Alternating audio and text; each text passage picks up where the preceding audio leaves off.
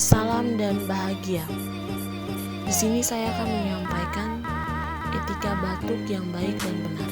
Perkenalkan, nama saya Carolina Inabarek, NIM 2017-001-029, Prodi Pendidikan Bahasa dan Sastra Indonesia, Fakultas Ilmu Keguruan dan Pendidik, Universitas Sarjana Wiyata Taman Siswa Yogyakarta.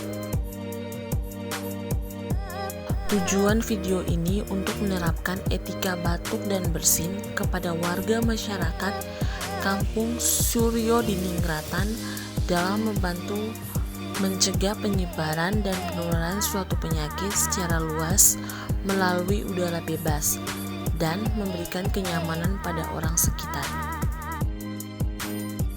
Bagaimana menyikapi batuk dan bersin yang baik di tengah pandemi COVID-19?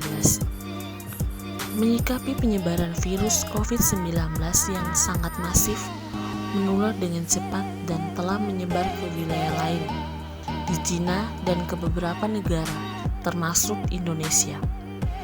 Maka pentingnya memutuskan rantai penularan mulai dari diri sendiri, merupakan sesuatu yang wajib saat ini. Etika batuk dan bersin merupakan tata cara batuk dan bersin yang baik dan benar, dengan cara menutup hidung dan mulut dengan tisu atau dengan lengan baju, sehingga bakteri tidak menyebar ke udara dan tidak menular ke orang lain.